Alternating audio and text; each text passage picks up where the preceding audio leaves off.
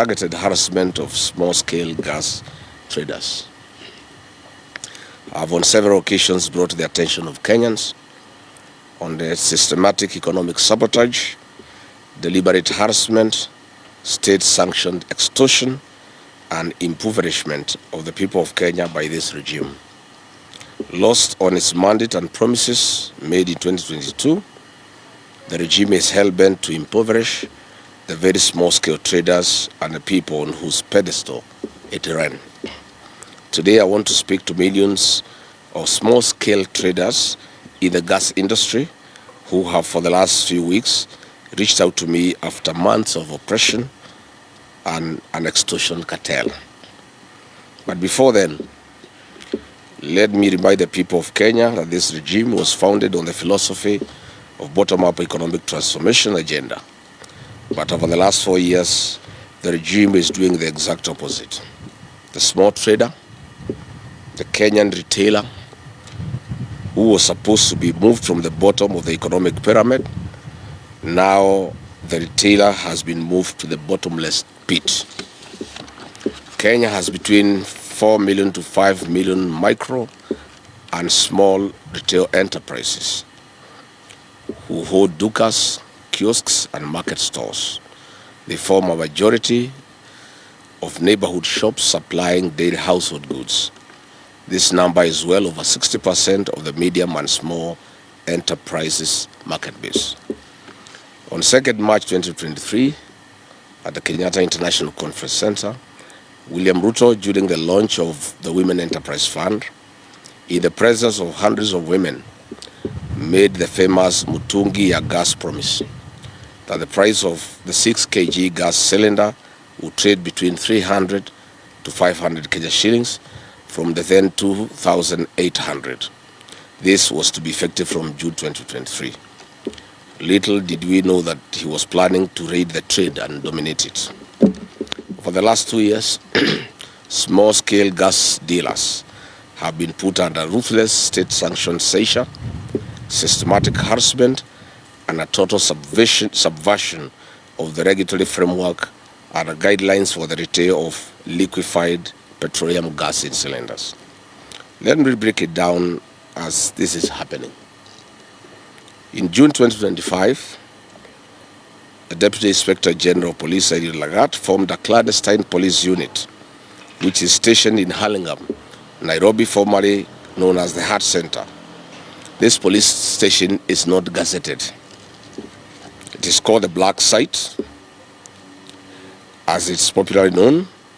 It has an armory, a clandestine budget, and a multi-rank police command with Mr. Robert Linyiru Gituma serving as the OSPD. There are other ranks of SSP, OCS, Deputy OCS, OC Crime, and 25 rogue officers in the rank of constable. This unit operates under private supervision of a private citizen, Mr. Cleve Mutiso. Mr. Mutiso is always in the field brandishing firearms and threatening small-scale traders, doing illegal inspections, ordinarily the duties of the Energy Police Station in Kawi House, Nairobi. Between June and October 2025, this vigilante group operating with impunity raided Nairobi, Kiambu, Kajiado, and Machakos small-scale gas retailers using private vehicles and private lorries. They took away with them over 200,000 gas cylinders. No single inventory was done, no OB entry was recorded, and nobody was taken to court. Where are these 200,000 gas cylinders? These overseers officers report directly to DIG Langat, and they are indeed untouchable. On March 10, 2025, EPRA, in a letter reference EPRA/PEACP/SE/1/CO/PM, declared itself the sole enforcement agency in this sector. However, the vigilante group under DIG Langat and Mr. Mutiso get direct support from one Deputy Director of Surveillance and Enforcement, Major Retired Agostino Uma, who shares crucial intelligence and points of sale for the licensed small-scale traders. I'm aware that on 21st August 2025, the small-scale gas retailers in Kenya, who are over 500,000, wrote to President William Ruto on this matter, and a letter reference MBN/GAN/97/25. Again on 1st April 2026, under reference MISC/2026, they wrote again to President William Ruto. After these letters, the harassment has more than doubled. Hithato, the pain is more.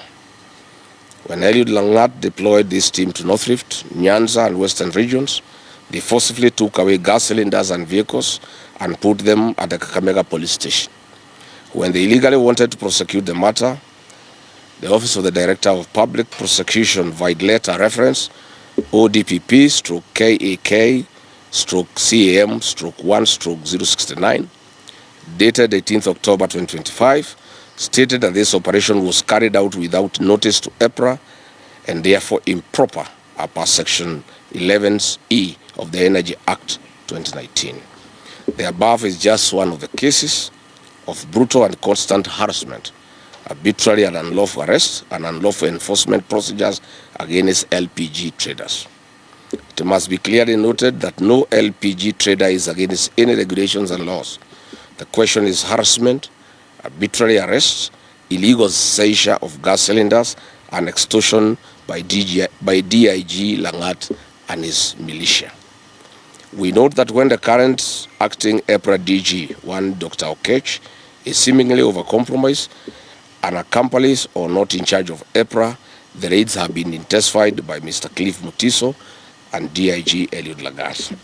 We have evidence that the seized gas cylinders are channeled to private and upcoming LPG enterprises owned by politicians and other state actors. One of these farms is in Kitengela, and Kenyans saw these gas cylinders during the Olkalau by-election, and your guess is as good as mine on who owns this enterprise.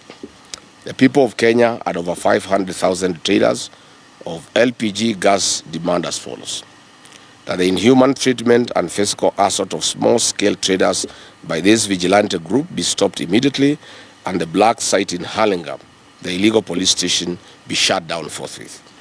Number 2, legal action be taken against Mr. Mutiso, Deputy Inspector General Eliud Langat, the command of this ungazetted police station, at the 25 clandestine rogue police officers.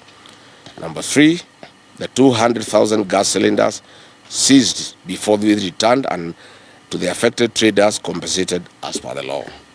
Number 4, the rogue EPRA officers led by Major Retired Agostino Uma and the Acting Director General Okech be investigated and prosecuted for abuse of office and subversion of regulations.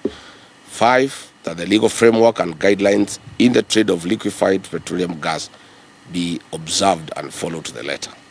Finally, we are adequately informed that this LPG gas harassment of small gas traders has more than it meets the eye. William Ruto, through Ashirami Synergy, a company closely associated with him, wants to introduce a deal like the petroleum's G2G ragtag to completely drive out other players and free market in the LPG sector. We are also aware of other commercial interests of William Ruto in the LPG sector. 1, he owns Surge Energy Limited, a leading manufacturer of gas cylinders in Kenya, situated in Kitengela.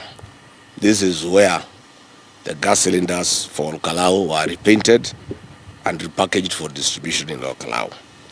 2, he owns Taifa Gas, a 45,000 metric tons liquefied petroleum gas, LPG import and storage terminal at the Dogo Kudu Special Economic Zone in Mombasa, now under construction. Mr. Ruto has given instructions to transfer the track and trace function from the regulator to eCitizen to allow the procurement and onboarding of the Laru, which he has purchased. 4, track and trace through eCitizens will undertake the digital tracking of gas cylinders in the market. This contract is being awarded to De La Rue, and we all know that William Ruto owns De La Rue. Mr. William Ruto, please leave small-scale traders alone. You have taken too much. And again, We kindly ask you, how much is enough? Nikiripotia Kamacho TV, itaripota 001 Wajombe Kamacho.